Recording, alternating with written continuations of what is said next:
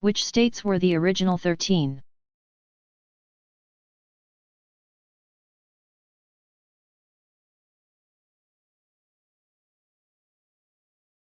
In order of admission they are Delaware, Pennsylvania, New Jersey, Georgia, Connecticut, Massachusetts,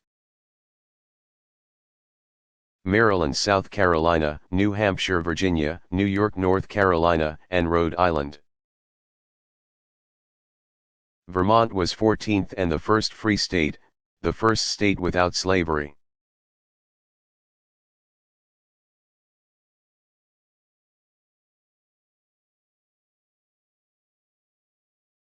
Who founded the Dance Theater of Harlem?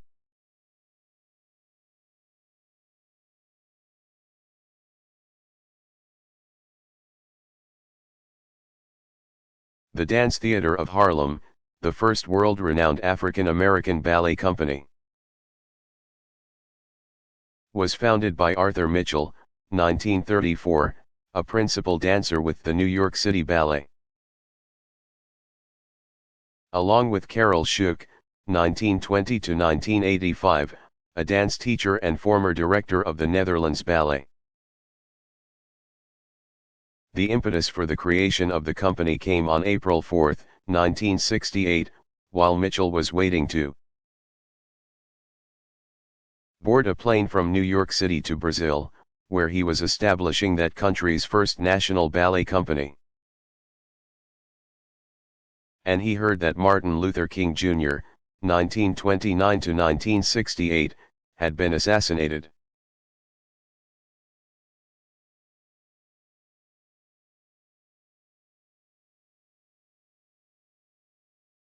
Who was Alexis de Tocqueville?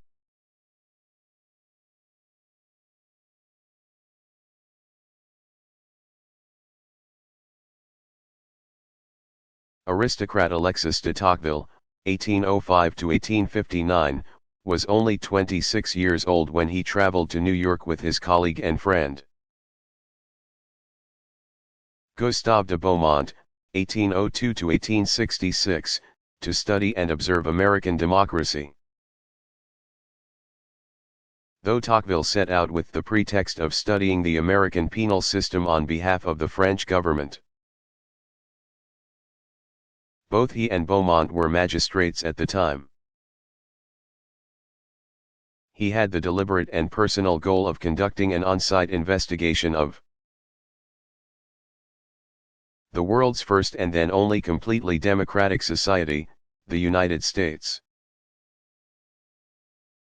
Tocqueville and Beaumont traveled for 9 months through New England, eastern Canada, and numerous American cities, including New York, Philadelphia, Pennsylvania, Baltimore, Maryland, Washington, D.C., Cincinnati, Ohio, and New Orleans, Louisiana. The pair returned to France in 1832 and the following year published their study on the penitentiary system in the United States and its application in France. Once this official obligation was behind him, Tocqueville left his post as magistrate and moved into a modest Paris apartment. There he devoted 2 years to writing Democracy in America, 1835-1840. The work was soon proclaimed the classic treatment of its subject throughout the Western world and secured Tocqueville's fame as political observer, philosopher, and, later, sociologist. Tocqueville proclaimed that during his travels, nothing struck me more forcibly than the general equality of conditions. All classes meet continually and no haughtiness at all results from the differences in social position. Everyone shakes hands. But he also foresaw the possibility that the principles of economic equality could be undermined by the American passion for equality, which not only tends to elevate the humble to the rank of the great, but also impels the weak to attempt to lower the powerful to their own level. While he warned against the possible tyranny of the majority as a hazard of democracy. He also added that law, religion, and the press provide safeguards against democratic despotism.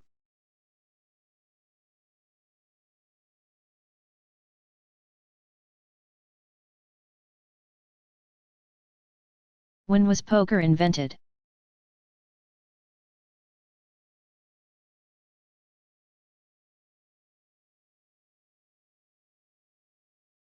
The card game, in which a player bets that the value of his or her hand is higher than those held by the other players, was invented in the 1820s by sailors in New Orleans. The sailors combined the ancient Persian game as nas with the French game poc, which itself was a derivation of the Italian game Primera, and a cousin of the English game brag. Poker was originally played with 3 cards from a deck of only 32 and included combinations such as pairs and 3 of a kind. The game was later played with 5 cards from a deck of 52 cards, and the draw was also added. Stud poker, where each player is dealt their first card face down and the next 4 cards face up, didn't come into existence for many years, until about 1864. Other later additions to the game were the straight, a hand consisting of 5 cards in sequence but not of the same suit, and the flush, a hand consisting of 5 cards of the same suit but not in sequence.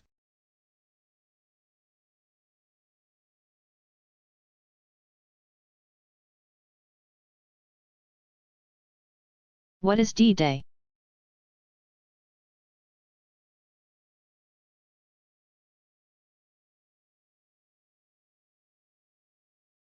The military uses the term D-Day to designate when an initiative is set to begin, counting all events out from that date for planning. For example, D-Day -2 would be a plan for what needs to happen 2 days before the beginning of the military operation. While the military planned and executed many D-Days during World War II, 1939–45, most of them landings on enemy-held coasts. It was the June 6, 1944, invasion of Normandy that went down in history as the D-Day.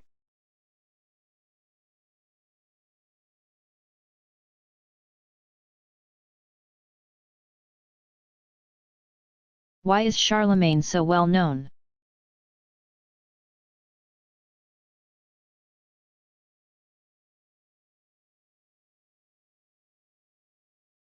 Charlemagne's popularity with history students is due not only to the ruler's great accomplishments during his lifetime, but also to the fact that these accomplishments were documented. His biography, titled Vita Caroli Magna, The Life of Charlemagne, was written by a fellow named Einhard, c.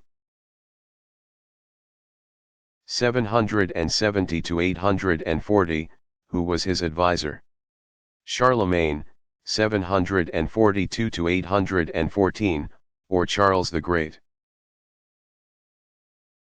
became king of the Western Franks when his father, Pepin the Short, c. 714–768, died in 768. Upon the death of his brother Carloman, in 771, Charles became king of all the Franks. He then went on to conquer much of Western Europe,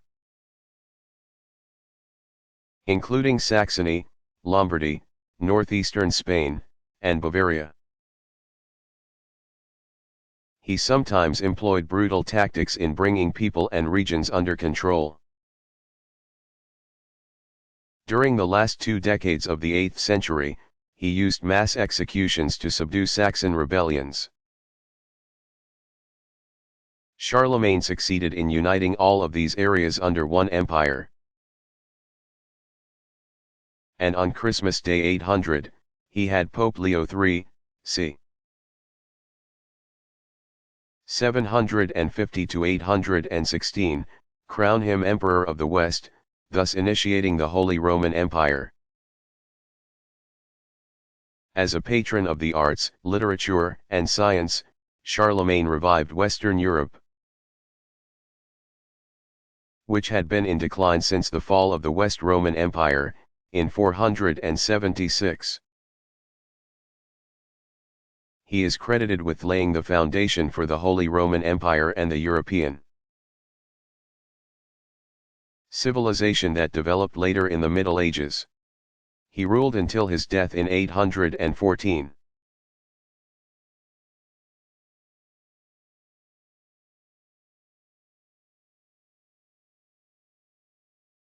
What was the Act of Settlement?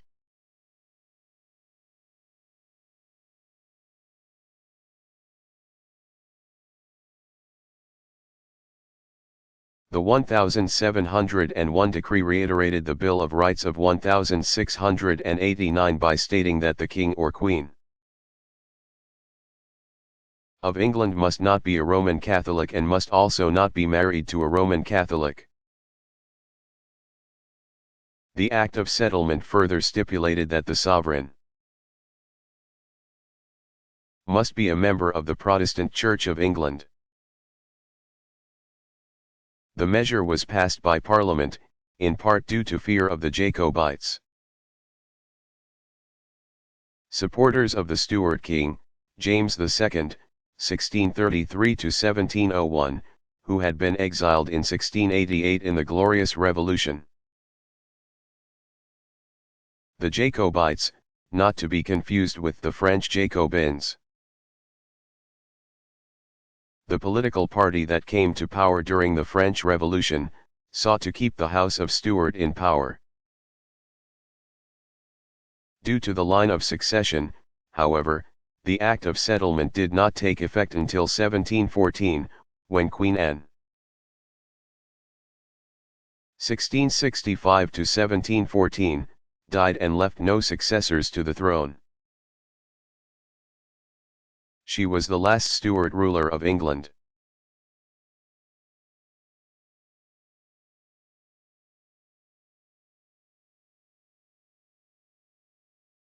Why was Voltaire exiled from France?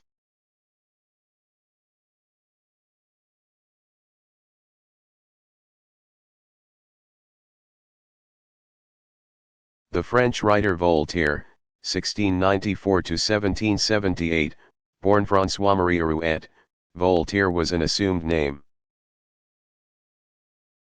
Was imprisoned twice during his lifetime. He was released the second time on the condition that he leave the country. The prison terms and expulsion were the result of Voltaire's expert satire, which first got him into trouble when he was a young man. After finishing a course of study at the Jesuit school College Louis Le Grand, 1704 to 11. Voltaire joined a group of aristocrats in Paris who valued the young writer's wit. He wrote and circulated verse criticizing the regent, the Duc d'Orléans. As a result of these offensive works, Voltaire was put into the Bastille, in 1717, where he began writing an epic, the Henriade, about France's King Henry IV, 1553 to 1610. Full of indictments of religious fanaticism and praise for toleration. The work proved highly controversial in its day. Such anti-establishment protests eventually led the writer to have an argument with the Chevalier de Rohan, a member of one of France's most powerful families. This conflict resulted in Voltaire's arrest, imprisonment, again in the Bastille, and exile to England in 1726. He stayed in London until 1729. Returning to France, the writer penned his observations on English social and political beliefs. Letters Concerning the English Nation, 1734. Again stirring a controversy, his exaltation of English liberalism was viewed by the authorities as a criticism of French conservatism. He fled the trouble by going into seclusion in Lorraine, where he stayed through 1749. The biting criticism of his works won the writer fame as well as controversy, both of which followed him throughout his life. In 1750 he was invited to visit Prussian King Frederick the Great at court, accepting. He stayed there only 2 years. He was forced to leave in 1753 after quarreling with the man he called the philosopher king. He spent the last 20 years of his life in Switzerland. Returning to Paris to see a performance of one of his plays, Irene, just before his death.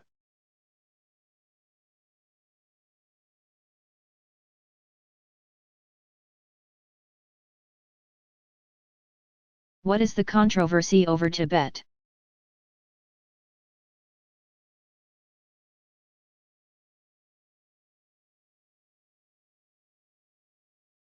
During the 7th and 8th centuries A.D., Tibet emerged as a powerful Buddhist kingdom. But beginning in the 13th century, it came under the rule of the Mongols. And in the 18th century the Manchu dynasty took control of the area. Beginning in 1912 Tibet again knew a brief independence. But in 1950 the country was invaded by Communist China. After years of turmoil, which included an anti-Chinese rebellion in 1959, Tibet was made an autonomous region within Communist China in 1965. But the autonomy is nominal. And Buddhist culture in Tibet has been all but destroyed. Buddhists fled Tibet, some of them taking refuge in India, which is where the current Dalai Lama, the 14th, leads a nonviolent struggle to free Tibet from China. In 1989 the Dalai Lama was awarded the Nobel Peace Prize for his efforts.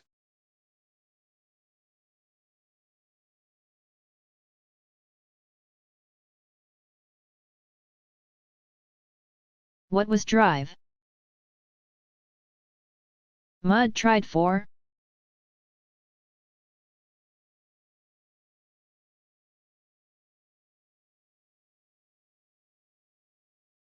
A doctor who treated the broken ankle of John Wilkes Booth, 1838 to 1865, after Booth shot President Abraham Lincoln. On April 14, 1865, he died the next day. Samuel Mudd was later charged as an accomplice in the president's assassination and was charged with treason and conspiracy. He was tried before a military commission and on June 30, 1865, was found guilty and sentenced to life in prison. 3 years later Mudd was pardoned by President Andrew Johnson, 1808 to 1875. The official reason for the pardon was Mudd's humanitarian efforts to save lives during a prison epidemic. But the case against him had been flimsy at best. And history has credited the guilty verdict to overly ambitious politics and a commission bent on retribution. Nevertheless, Mudd's name remained tainted, giving the popular culture the phrase, "His name is Mudd."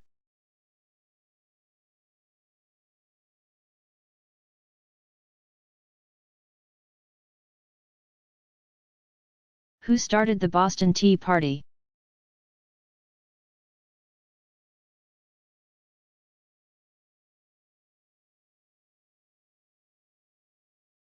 Many believe that on December 13, 1773, it was Patriot Samuel Adams, 1722 to 1803, who gave the signal to the men, who may have numbered more than 100 and were dressed as Indians, to board the ships in Boston Harbor and dump the tea overboard. Whether or not it was Adams who started the Tea Party, about this there can be no doubt. He was most certainly a leader in the agitation that led up to the event. The show of resistance was in response to the recent passage by the British Parliament of the Tea Act, which allowed the British-owned East India Company to dump tea on the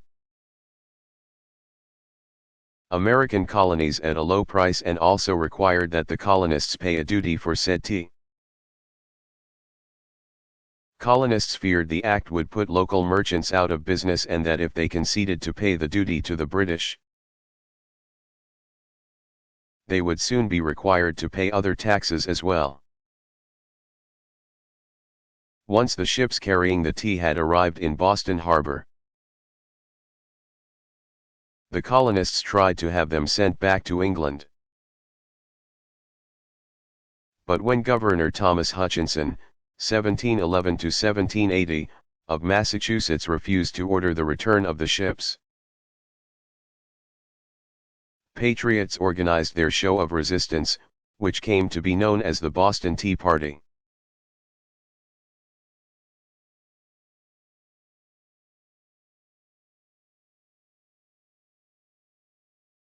What was the Dust Bowl?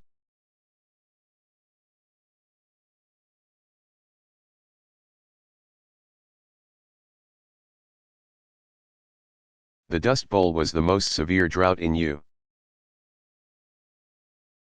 history.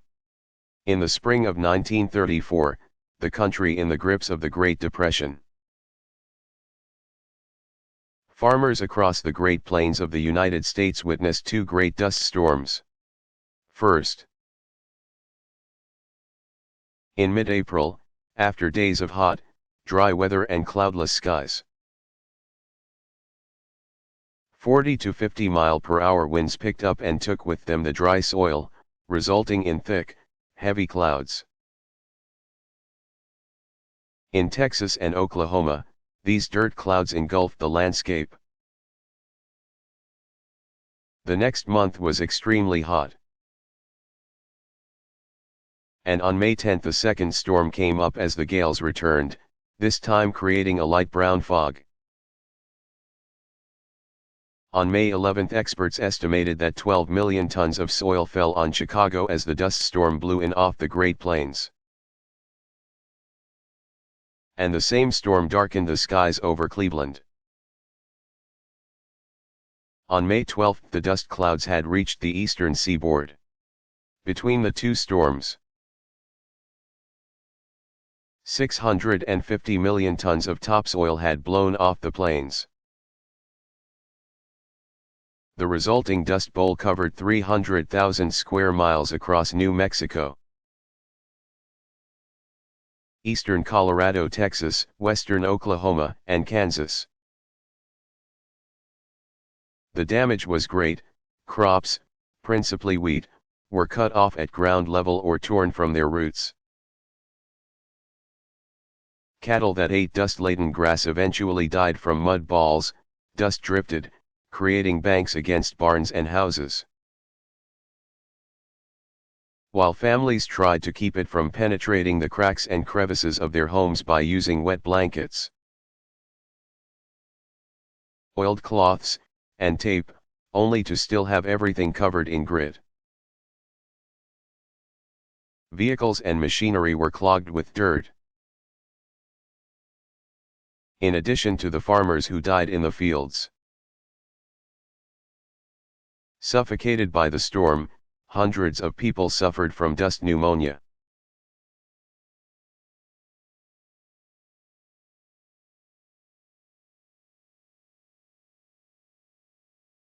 When did sailors begin using latitude and longitude to navigate?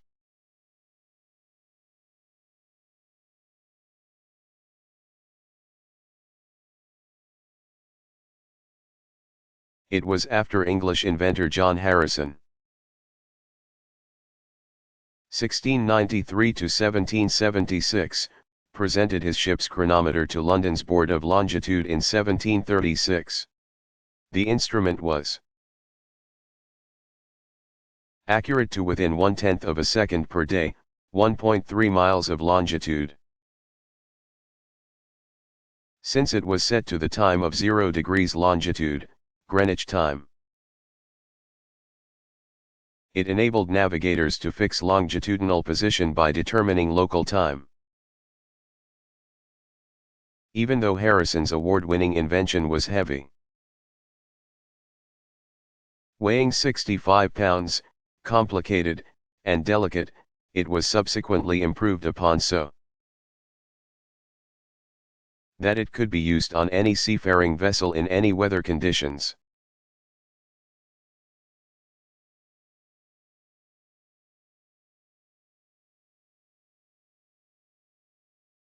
Was Beethoven really deaf for much of his life?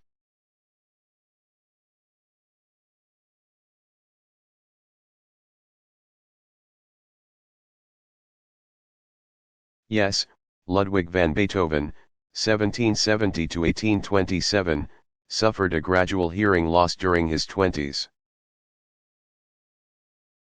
and eventually lost his hearing altogether, in his early 30s.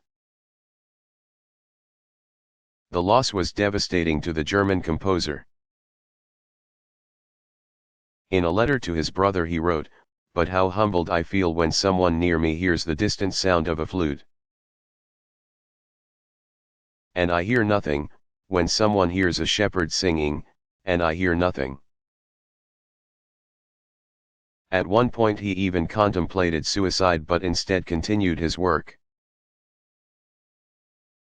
He had studied briefly with Mozart, in 1787, and Joseph Haydn, in 1792.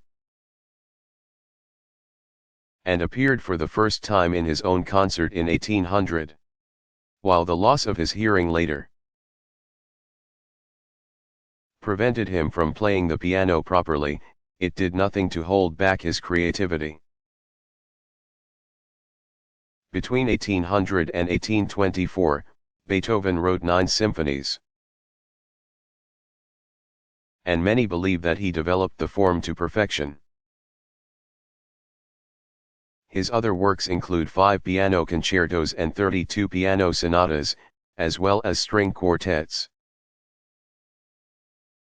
sonatas for piano and violin, opera and vocal music, including oratorios.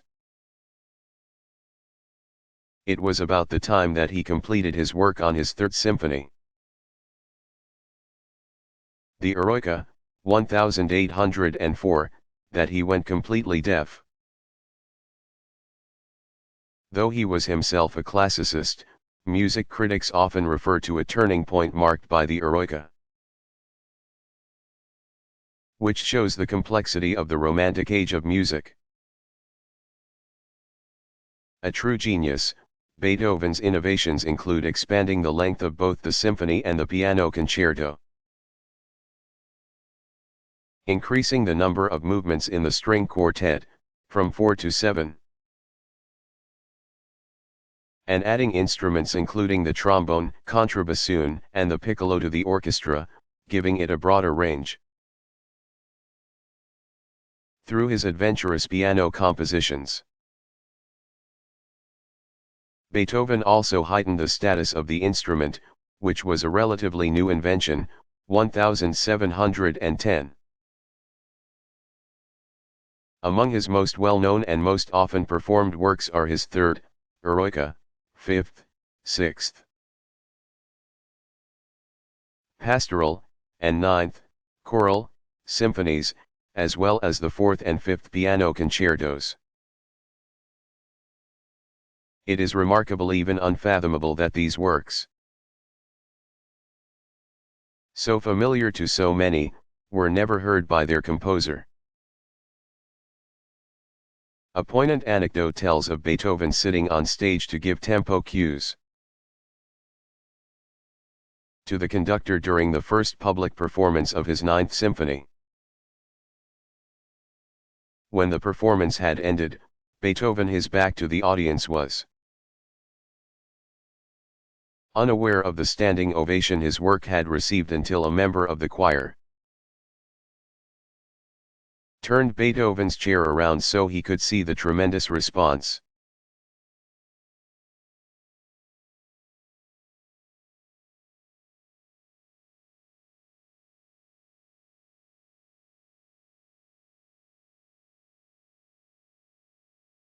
What was the first national government?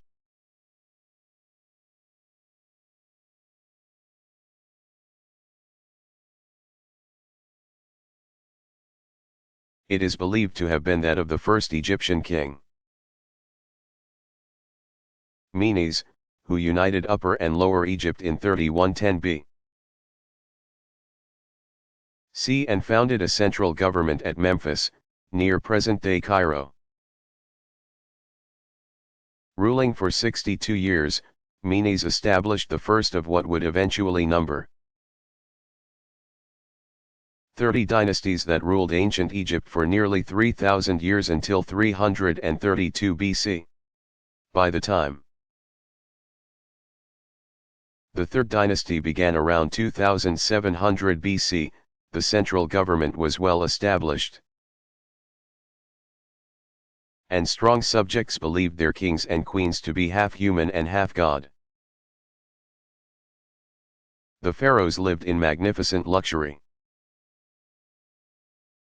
Palaces and temples were built for them and were filled with exotic goods from other lands. These treasures were even buried with the pharaohs in order to be enjoyed in the afterworld. It was during the Third Dynasty that the 500-year period known as the Old Kingdom or the Pyramid Age began. It would become the period that saw the building of gigantic pyramids for Egypt's kings.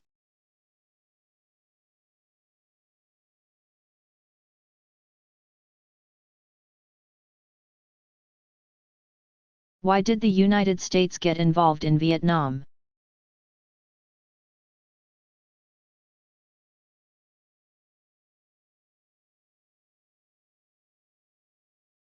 The policy of involvement in the Vietnam conflict began in the mid-1950s when President Harry S. Truman, 1884 to 1972, provided U.S. support to the French in their struggle to retain control of Vietnam, which was then part of French Indochina. In the Cold War era, 1947 to 89, government leaders believed that the United States must come to the assistance of any country threatened by communism. Truman's successors in the White House, Presidents Dwight D. Eisenhower, 1890 to 1969. John F. Kennedy, 1917 to 1963, and Lyndon B. Johnson, 1908 to 1973, also followed this school of thought. Fearing a domino effect among neighboring nations, if one fell, they'd all fall.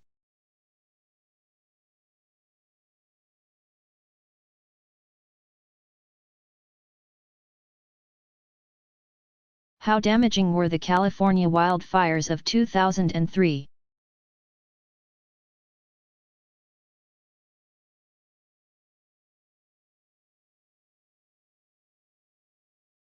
The wildfires that raged in Southern California in late 2003 were the most damaging in the state's history. 15 fires destroyed 3,000 homes, burned 750,000 acres, caused more than 200 injuries, and claimed 24 lives. The fires produced one of the worst disasters the state had ever seen. The wildfires began October 21 and, driven by Santa Ana winds, swept through wooded canyons and mountain communities in Los Angeles, Riverside, San Bernardino, San Diego, and Ventura counties. On October 27, President Bush declared a disaster area, clearing the way for federal assistance. Firefighters worked into early November to bring the blazes under control. The fires had forced mandatory evacuations and caused widespread air pollution. Damages were estimated between $2.50 and $3 billion. Although Southern California was devastated by the emergency, and the western wildfires were in the national headlines, the 2003 fire season was, on the whole, about average. According to the National Interagency Fire Center, NIFC, 85,943 fires burned in U.S. wildlands during the 2003 season. The 10-year average, 1993 to 2002, was 101,575 fires per season. The number of acres burned in 2003 was 4,918,088, with a 10-year average of 4,663,081 acres per season. The 2004 fire season burned almost 2 million acres more than in 2003. But the NIFC acknowledged that the number of structures destroyed was above average in 2003, a total of 5,781 structures were burned, including 4,090 primary residences, leaving many homeless.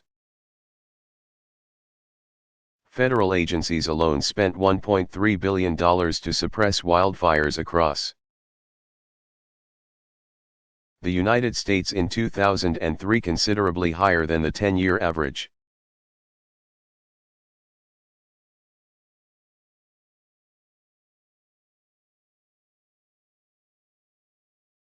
Who were the Franks?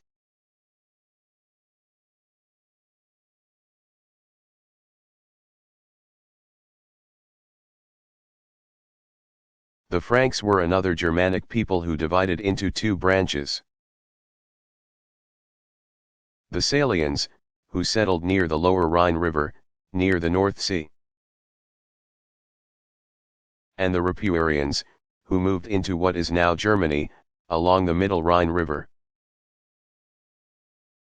In 359 the Franks entered into the Roman Empire as allies, but in 481 Clovis, c. 466 to 511, gained the Salian Frank kingship. By 486 he had begun a campaign of aggression, conquering Romans, Gauls, Visigoths, and other groups. Under this cruel and cunning king, the Franks soon controlled all of Europe from the Mediterranean to the English Channel, and from the Pyrenees Mountains to the Rhine River. Even after Clovis's death, the Franks maintained their stronghold in the region, which is how France eventually got its name. Though Clovis was a powerful ruler, he was succeeded as king of the Franks by the even more powerful Charlemagne, also called Charles the Great, 742 to 814, who ruled from 771 to 814, creating a vast empire. In 800 Pope Leo III, c. 750 to 816, crowned him Emperor of the West, thus initiating the Holy Roman Empire. It was after Charlemagne that the empire of the Franks began to break up, becoming the kingdoms of France, Germany, and Italy.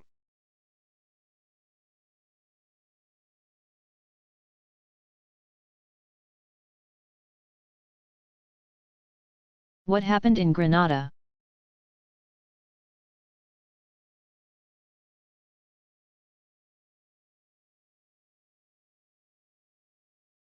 On October 24, 1983, about 3,000 U.S.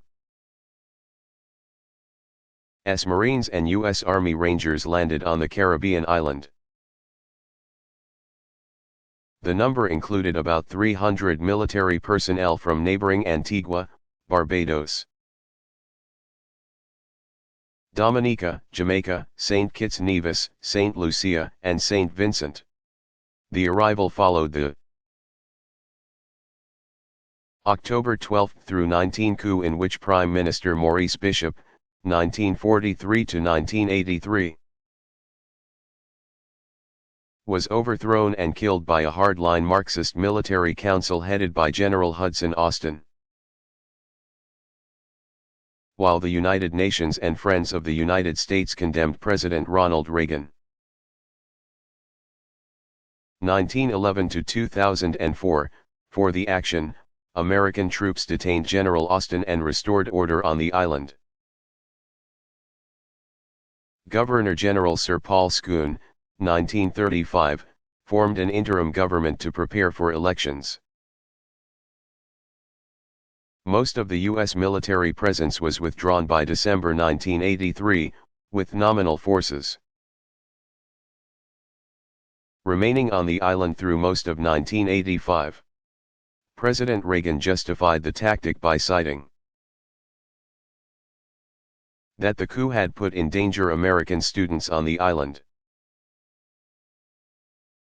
But prevailing political conditions on tiny Grenada were more likely to have inspired the show of force. Increasingly stronger ties between Grenada and Cuba had made many American officials nervous. They feared the island would be used as a way station for shipping Soviet and Cuban arms to Central America.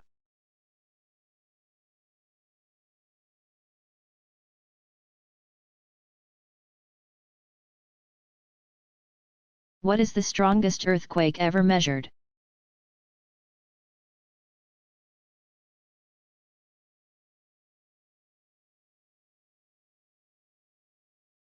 It was one that shook Chile on May 22, 1960, it measured 9.5 on the Richter scale. 2,000 died, 3,000 were injured, and 2 million were left homeless. Damage was $550 million. The quake also spawned tsunamis, seismic waves, which claimed 61 lives in Hawaii, 138 in Japan, and 32 dead or missing in the Philippines.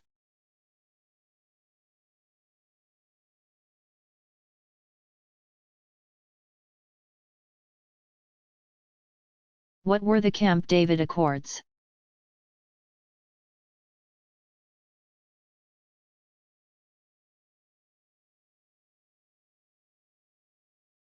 Camp David Accords is the popular name for a 1979 peace treaty between Israel and Egypt.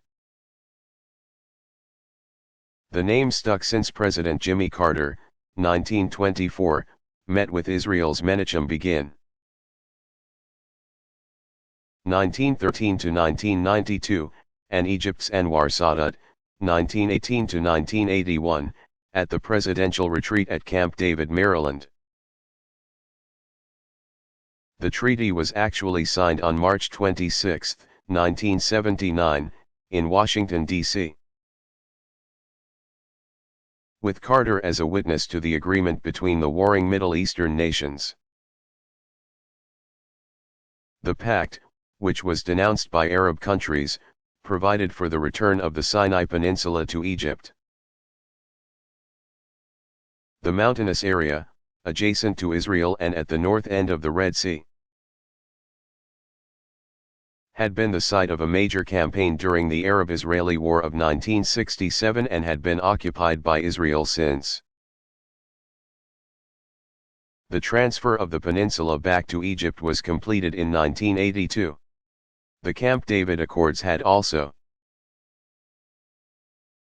outlined that the two sides would negotiate Palestinian autonomy in the occupied West Bank and Gaza Strip. However, Sadat was assassinated in 1981. And this initiative saw no progress as a result of the Camp David Accords.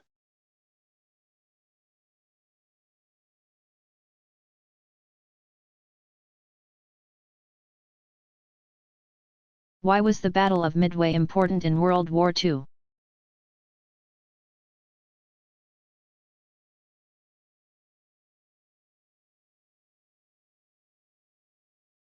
It was the turning point for the Allied forces fighting the Japanese in the Pacific.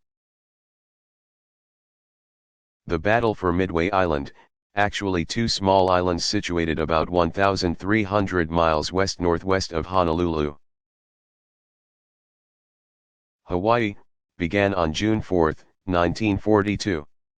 The Japanese aimed to control Midway as a position from which its air force could launch further attacks on Hawaii. As the Japanese fleet approached the islands,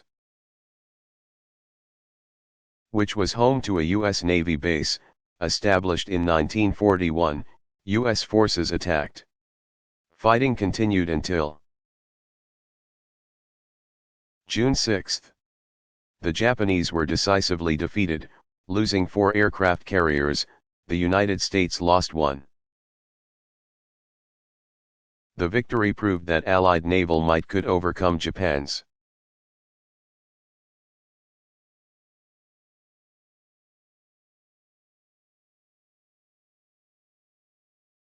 Who was the first man to walk on the moon?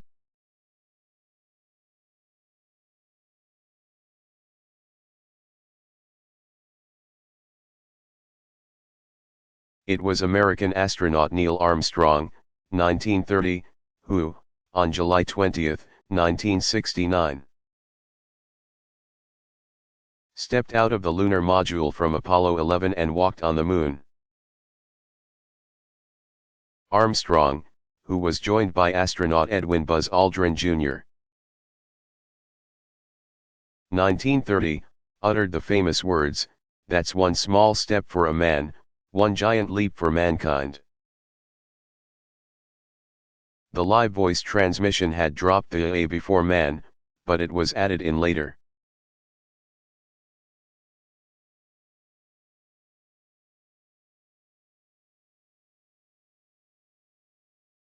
How old are Aesop's fables?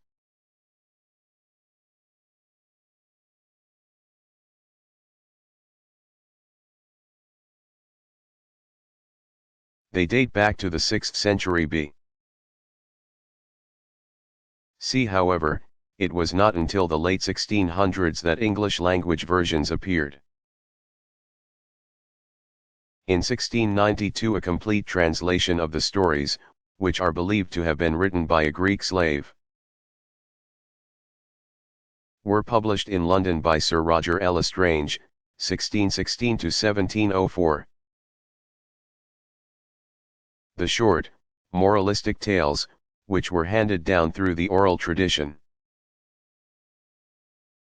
include the well-known story of the tortoise and the hare, which teaches the lesson slow and steady wins the race,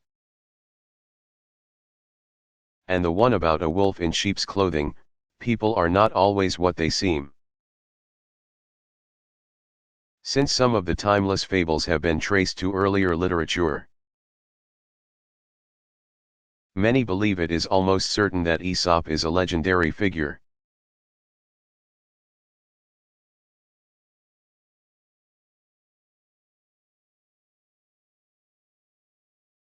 When did the first Africans arrive in the British colonies of North America?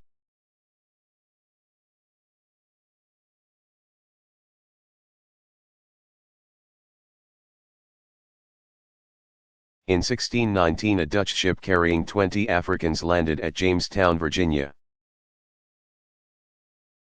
They were put to work as servants, not as slaves. Though they had fewer rights than their white counterparts, they were able to gain their freedom and acquire property. which prompted the development of a small class of free Negroes in colonial Virginia. For example, there is record of an Anthony Johnson arriving in Virginia in 1621 as a servant. He was freed 1 year later, and about 30 years after that he imported 5 servants himself, receiving from Virginia 250 acres of land for so doing.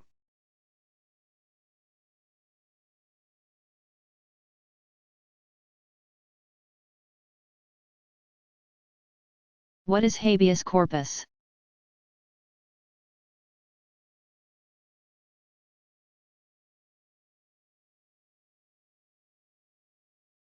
The writ of habeas corpus, which is roughly translated from the Latin as "you should have the body," is considered a cornerstone of due process of law.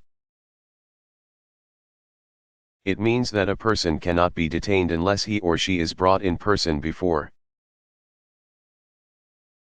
the court, so the court can determine whether or not the person is being lawfully held.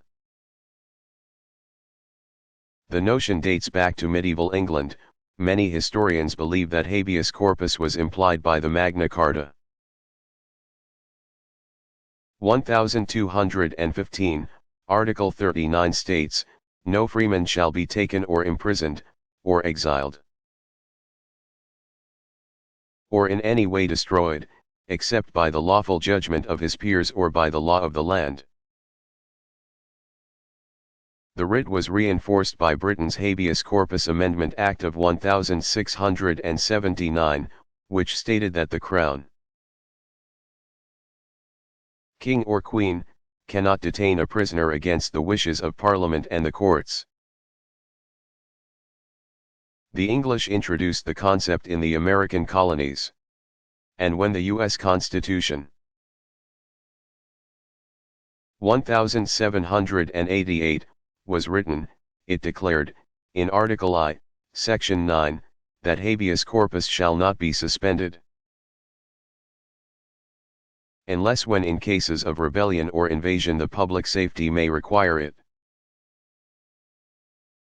For example, during the Civil War, 1861-65, President Abraham Lincoln 1809-1865, suspended habeas corpus, and during Reconstruction, 1865-77. It was again suspended in an effort to combat the activities of the Ku Klux Klan.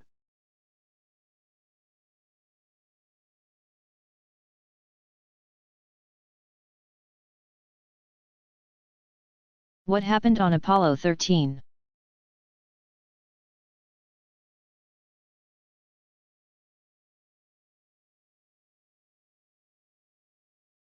On April 13, 1970, a damaged coil caused an explosion in one of the oxygen tanks on the moon-bound U.S.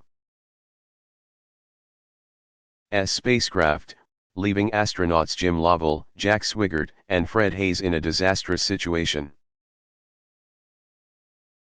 The explosion damaged the fuel cells as well as the craft's heat shield,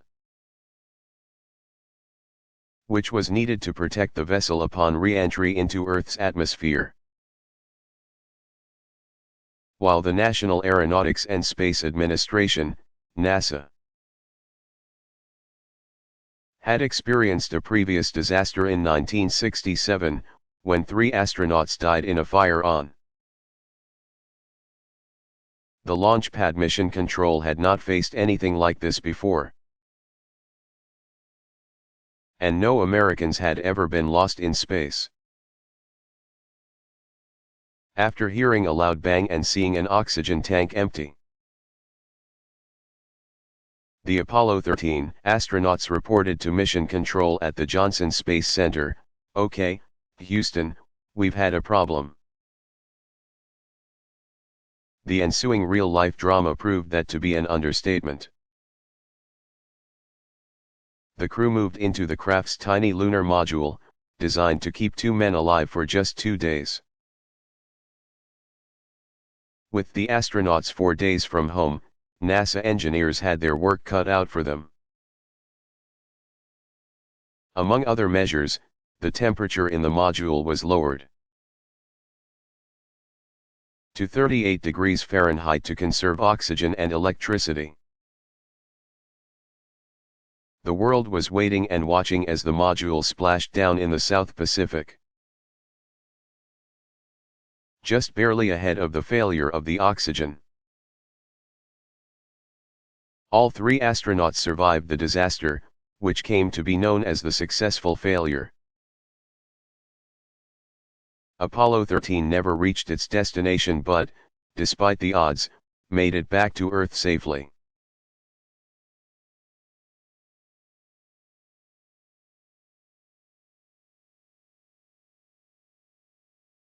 When was leprosy first diagnosed?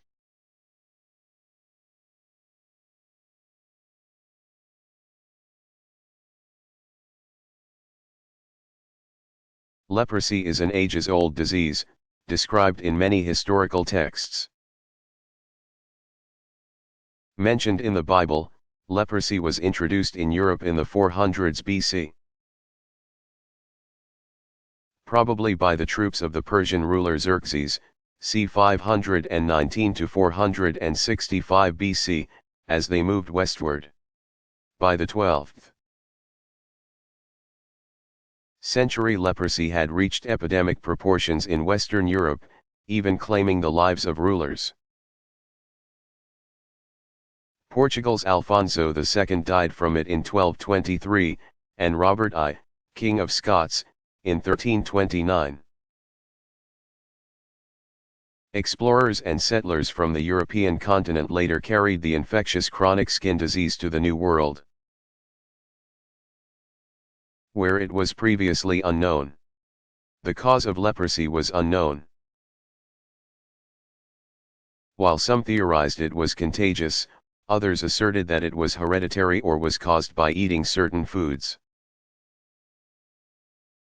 Even potatoes were at one time blamed for originating the affliction.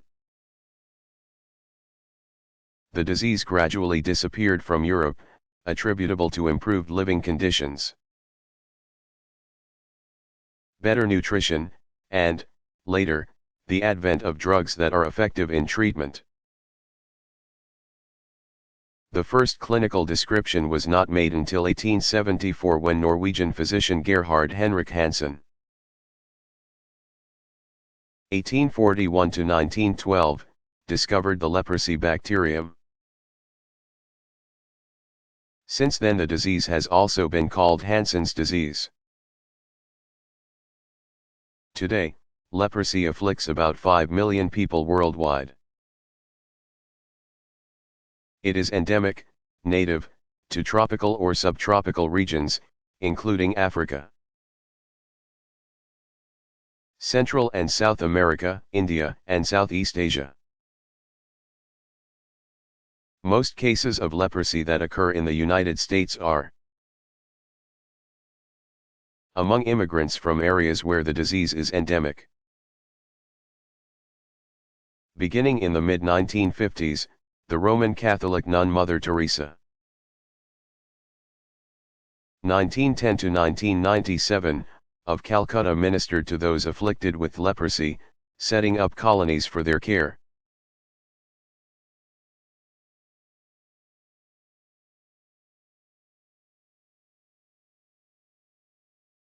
Who were the Habsburgs?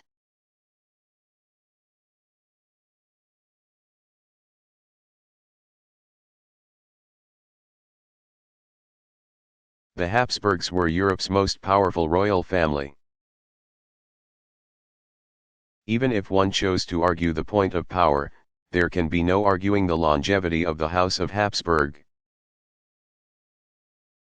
They supplied Europe with a nearly uninterrupted stream of rulers for more than 600 years. Also spelled Habsburg, which is closer to the pronunciation, Habsburg, the name came from the castle of Habichtsburg, meaning Hawk's Castle, built during the early 11th century in Switzerland. The first member of the family to bear the name was Count Werner I, who died in 1096. It was Werner's descendant, Rudolf I, 1218–1291. Who was elected King of Germany and the Holy Roman Empire in 1273, when Rudolf conquered Austria 3 years later. He established that country as the family's new home. Austria, Bohemia, Germany, Hungary, and Spain were among the European states ruled by the House of Habsburg. With only one exception, the Habsburg family also ruled the Holy Roman Empire from 1438, when Albert II was elected, until 1806. It was the reign of Emperor Charles V. During the 16th century that the Habsburg influence reached its high water mark, when in 1496 Spain's Philip I, called Philip the Handsome, 1478–1506, married Joan of Castile. 1479–1555, it assured that their son Charles V, 1500–1558, would inherit the crown of Spain, which he did in 1516. Charles was grandson to Spain's King Ferdinand and Queen Isabella. He also inherited the rest of what by then was a vast empire, and he ruled as Holy Roman Emperor from 1519 until 1556. Charles V is considered the greatest of all the Habsburgs, though he did face problems. Chief among these were the Protestant Reformation, opposition from his lifelong rival, Francis I. 1494–1547, King of France, and the Ottoman Turks, who were at the height of their power during his reign.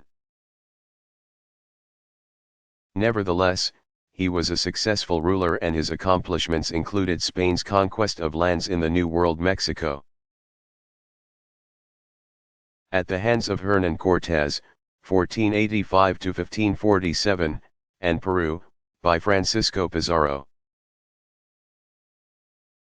c. 1475–1541.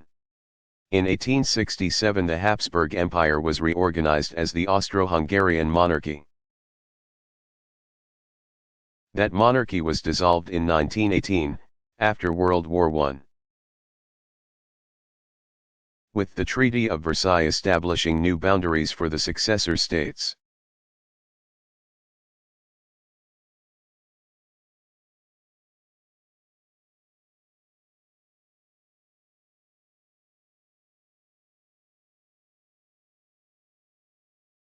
Who was the first European to traverse the Bering Strait?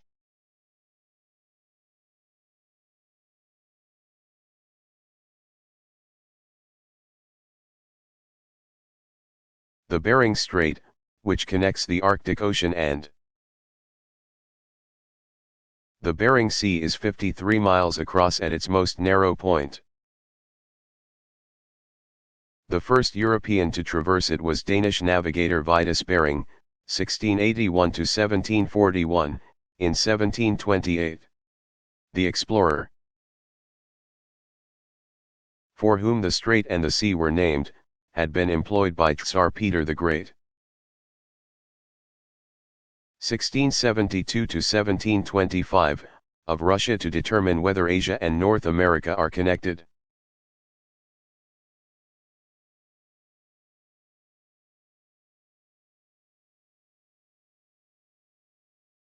When was the first solo non-stop transatlantic flight made?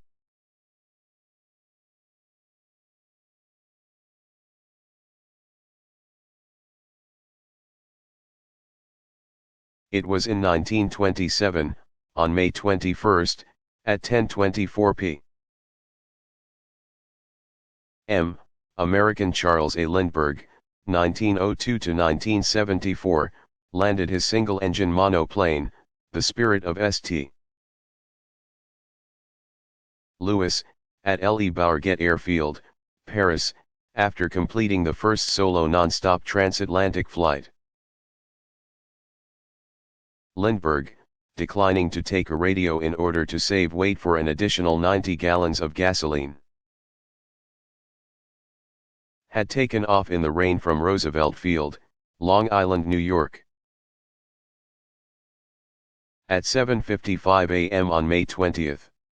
The plane was so heavy with gasoline, a total of 451 gallons of it, that the Spirit of St. Louis had barely cleared telephone wires upon takeoff. Lindbergh covered 3,600 miles, about a third of it through snow and sleet, in 33 hours, 29 minutes.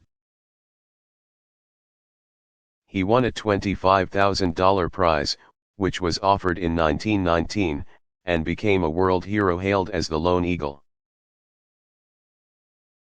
His autobiography, titled The Spirit of St. Louis, published 1953, won the Aviator the Pulitzer Prize.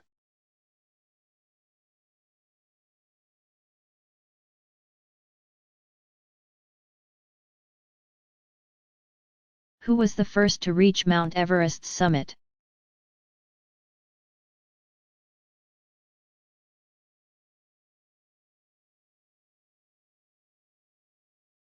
New Zealander Sir Edmund Hillary, 1919. Was the first person to climb to the summit of Mount Everest, the highest mountain in the world. Everest, in the Himalaya Mountains, between Nepal and Tibet. Rises nearly 5.5 miles, 29,028 feet, above sea level. After numerous climbers made attempts on Everest between 1921 and 1952. Hillary reached the top on May 29, 1953, as part of a British-led expedition. He was followed by fellow climber Tenzing Norgay, 1914 to 1986, a Nepalese Sherpa. Hillary took a picture of Tenzing at the summit. But Tenzing did not know how to work the cameras, so there is no picture of Hillary. The Sir was added to Hillary's name by Queen Elizabeth II, 1926. Who took great pleasure in the fact that the triumph on Everest had been achieved by a British expedition. Having been crowned on June 2, 1953, it was one of her first official acts as Queen. The mountain was named for another Briton, Sir George Everest, 1790 to 1866. Who served as a British Surveyor General of India from 1830 to 1843. Tibetans call the mountain Komalungma, and the Nepalese call it Sagarmatha.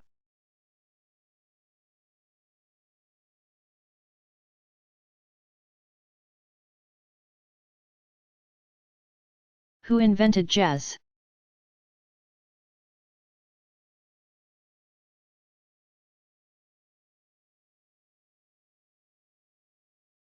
Ferdinand Jelly Roll Morton, 1885 to 1941, a New Orleans pianist, claimed credit for having invented jazz. And to some degree, it was fair of him to think so after all, his recordings with the group the Red Hot Peppers. 1926 to 30, are among the earliest examples of disciplined jazz ensemble work. But in truth, the evolution of jazz from ragtime and blues was something that many musicians in several cities took part in. Most regard Morton as one of the founders of jazz. The other founders include Benny Moten, 1894 to 1935, Eubie Blake, 1883 to 1983, Duke Ellington, 1899 to 1974, and Thomas Fats-Waller, 1904 to 1943. Some would go back even farther to trace the roots of jazz, from 1899 to 1914 Scott Joplin. 1868 to 1917, popularized ragtime, which was based on African folk music. Even astute music critics may not be able to draw a clear-cut distinction between ragtime and early jazz. Both musical forms rely on syncopation, the stressing of the weak beats. And either style can be applied to an existing melody and transform it. The definitions and boundaries of the two terms have always been subject to debate, which is further complicated by the fact that some musicians of the time considered ragtime to be more or less a synonym for early jazz. But there are important, albeit not strict, differences between the two genres as well. Rags were composed and written down in the European style of notation, while early jazz was learned by ear. Players would simply show one another how a song went by playing it. Jazz encourages and expects improvisation, whereas ragtime, for the most part, did not. And the basic rhythms are also markedly different, with jazz having a swing or hot rhythm that ragtime does not. Whatever its origins, jazz became part of the musical mainstream by the 1930s and influenced other musical genres as well, including classical. American composer George Gershwin, 1898-1937, was both a songwriter and composer of rags as well as a composer of symphonic works. Many of his works, including Rhapsody in Blue, 1924, and his piano preludes, contain ragtime and jazz elements. Perhaps more than any other composer and musician, Miles Davis, 1926 to 1991, expanded the genre, through decades of prolific work. Davis constantly pushed the boundaries of what defines jazz and in so doing set standards for other musicians.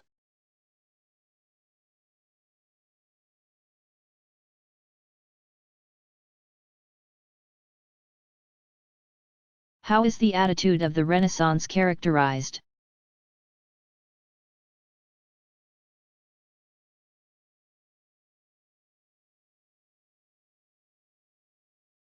The artists and thinkers of the Renaissance, like the ancient Greeks and Romans, valued earthly life, glorified man's nature, and celebrated individual achievement. These new attitudes combined to form a new spirit of optimism. The belief that man was capable of accomplishing great things.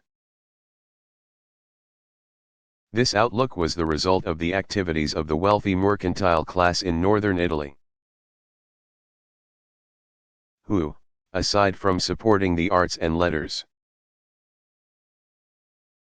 also began collecting the classical texts that had been forgotten during the Middle Ages, 500-1350. Ancient manuscripts were taken to libraries, where scholars from around Europe could study them. The rediscovery of classical texts prompted a new way of looking at the world. During the Middle Ages, scholars argued that the meaning of life on earth lay primarily in its relation to an afterlife. Therefore, they believed that art for its own sake had no value. And they even frowned on the recognition of individual talent. For this reason, many of the great works of the Middle Ages were created anonymously or were hidden from public view. In contrast, Renaissance artists and thinkers studied classical works for the purpose of imitating them. As an expression of their new optimism, Renaissance scholars embraced the study of classical subjects that addressed human, rather than scientific, concerns. These humanities, as they came to be called, included language and literature, art, history, rhetoric, and philosophy. Above all, humanists, those who espoused the values of this type of education, believed in man's potential to become well versed in many areas. Thus, a Renaissance man is anyone whose talents span a variety of disciplines. During the Renaissance, people in all disciplines began using critical skills as a means of understanding everything from nature to politics.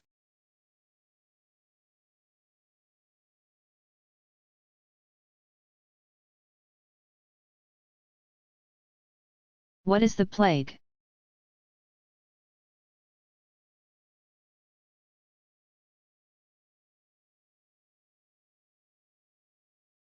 The plague is a general term that refers to any contagious epidemic disease, but usually refers specifically to bubonic plague, which gets its name from the swelling of the lymph nodes, or buboes. A bubonic plague epidemic spread throughout Europe and Asia in the middle of the 14th century, killing as much as 75% of the population in 20 years. That epidemic came to be known as the Black Death, an acute infectious disease. The bubonic plague is carried to humans by fleas that have bitten infected rats and other rodents. Human symptoms include high fever, chills, swelling of the lymph nodes, and hemorrhages. Once the bacteria spreads to the lungs, it is quickly fatal. This form of the disease is called pneumonic plague, and can be transmitted from person to person via droplets. Improved sanitation, chiefly in developed nations, has reduced the occurrence of the disease. Bubonic plague still occurs, but the development of antibiotics in the 20th century has greatly reduced the mortality rate.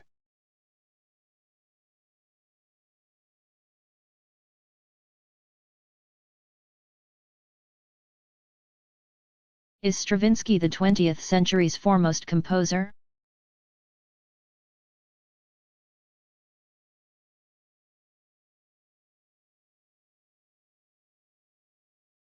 The Russian-born American composer Igor Stravinsky, 1882–1971,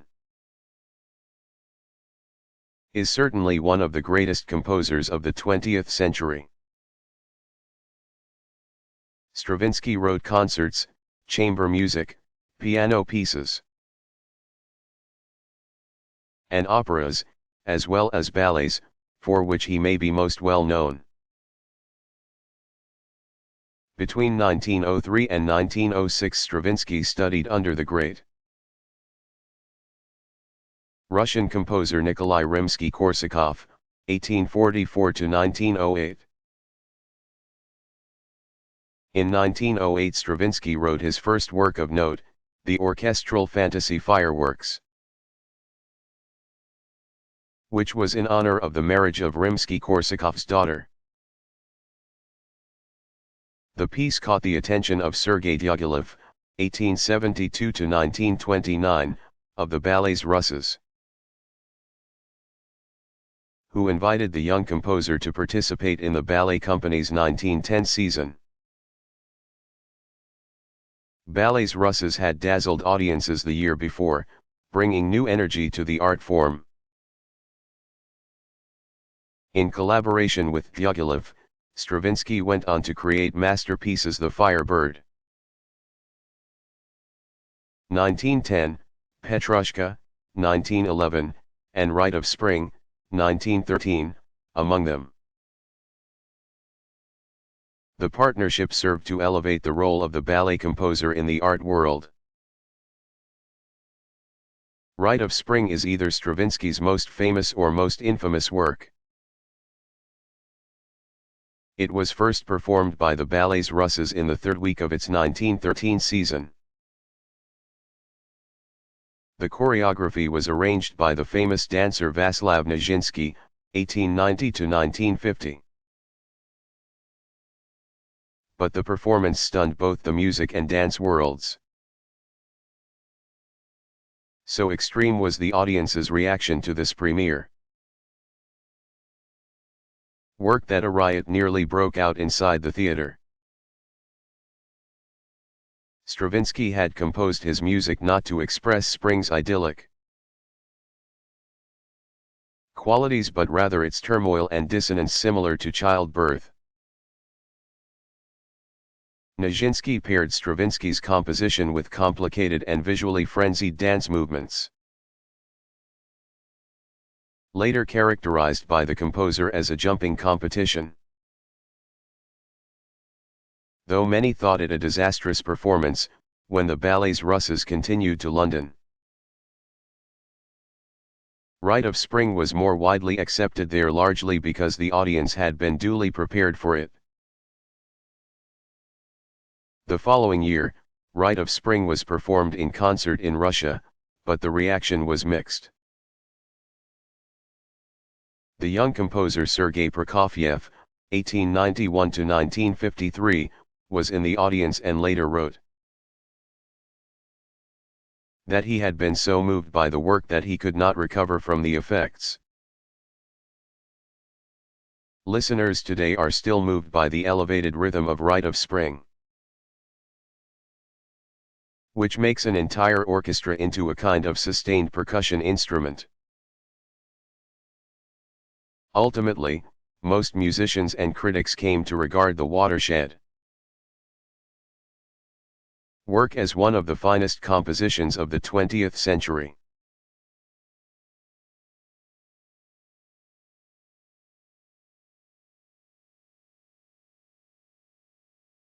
When were the first Winter Games held?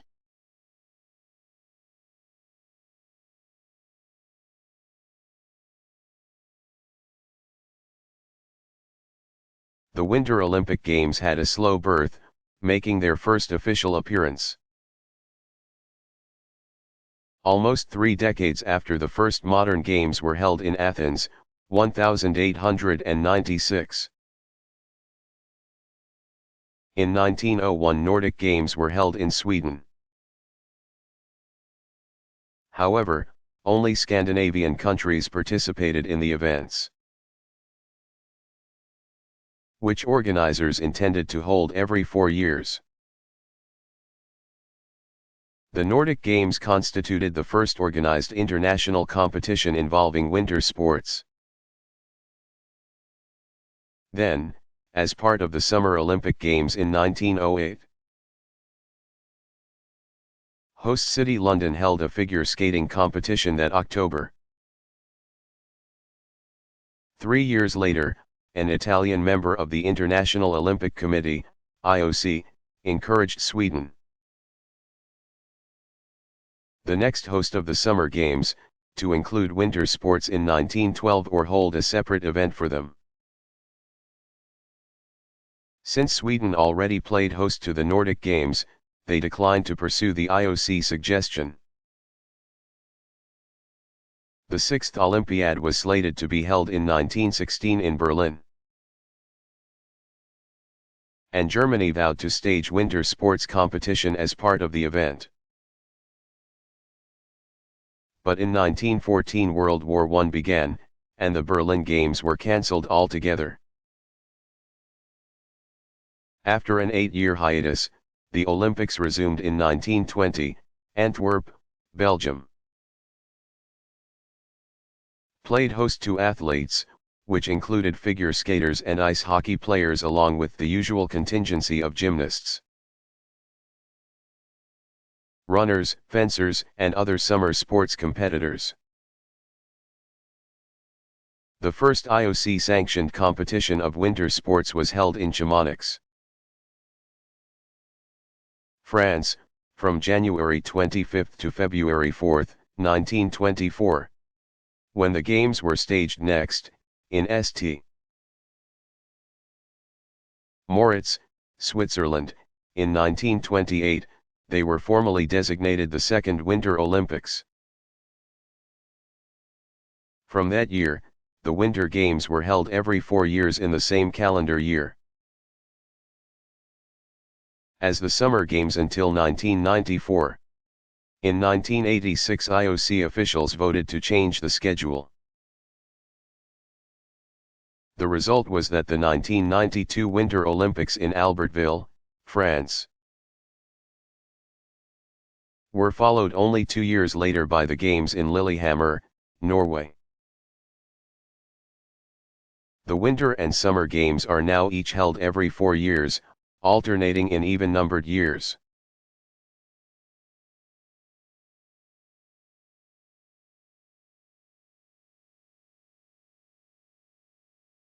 Who were the hippies?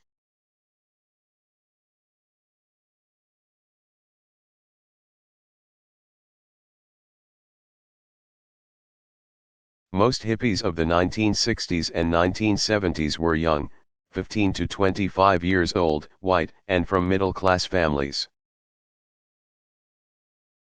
The counterculture, anti-establishment, movement advocated peace, love, and beauty. Having dropped out of modern society, and tuned in to their own feelings.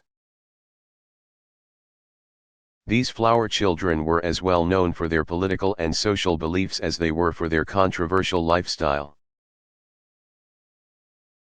They opposed American involvement in the Vietnam War, 1954-75, and rejected an industrialized society that seemed to care only about money.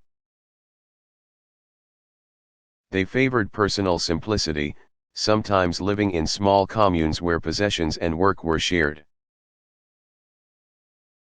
or living an itinerant lifestyle, in which day-to-day responsibilities were few if any. They wore tattered jeans and bright clothing usually of natural fabrics, grew their hair, braided beads into their locks, walked around barefoot or in sandals, and listened to a new generation of artists including the Beatles, the Grateful Dead, Jefferson Airplane, Bob Dylan, and Joan Baez. Some hippies were also known for their drug use, experimenting with marijuana and LSD. Some hoped to gain profound insights or even achieve salvation through the drug experience, something hippie guru Timothy Leary told them was possible. New York City's East Village and San Francisco's Haight-Ashbury neighborhood became havens of the counterculture. The movement began on American soil, but was soon embraced elsewhere as well, principally Canada and Great Britain.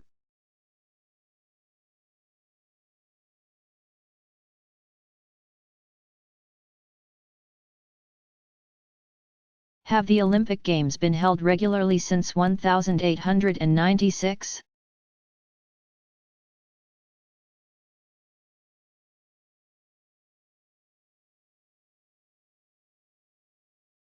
No. In spite of the fact that international harmony, truce of God,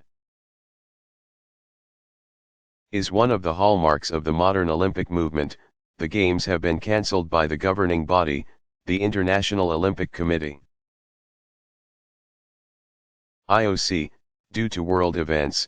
In 1916 the Games were cancelled because of World War I. 1914-18, the 1940 and 1944 Games were called off due to World War II, 1939–45. The games have been affected by international politics, occasional boycotts, and demonstrations as well. Though the 1980 Summer Games continued as planned, the United States and as many as 62 other non-communist countries, including Japan and the Federal Republic of Germany, boycotted them in protest of the 1979 Soviet invasion of neighboring Afghanistan. The following Summer Games, held in Los Angeles in 1984, were boycotted by the Soviets. The official reason was cited as fear, though some skeptics believed the reason to be more specific, a fear of drug testing. In 1968, in Mexico City, two African American track medalists rose gloved and clenched fists of support for Black Power, which earned them suspension and expulsion from the Olympic Village. Olympic history turned dark when the 1972 Summer Games in Munich. 11 Israeli athletes were killed in the Olympic Village by the Arab terrorist group Black September. A 1996 bombing at Olympic Park in Atlanta, Georgia also cast a shadow over the Games.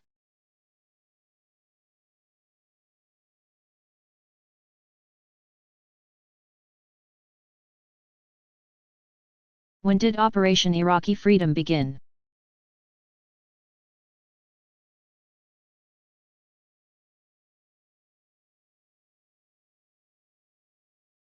The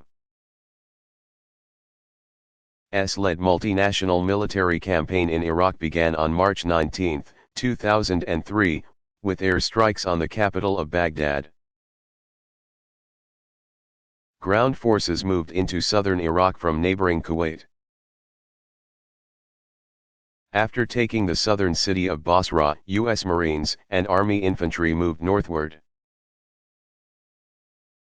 toward the capital.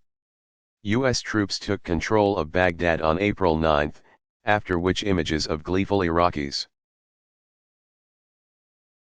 dismantling statues and other symbols of Saddam Hussein's despotic rule flooded the American media. Coalition forces, American troops, and U.S.-backed Kurdish fighters then pressed into northern Iraq, including Tikrit, Saddam's hometown, and a loyalist stronghold. On April 14, Tikrit fell. The war seemed to be near conclusion. But the hard combat had only begun and continued for years, even after the end of major combat was declared.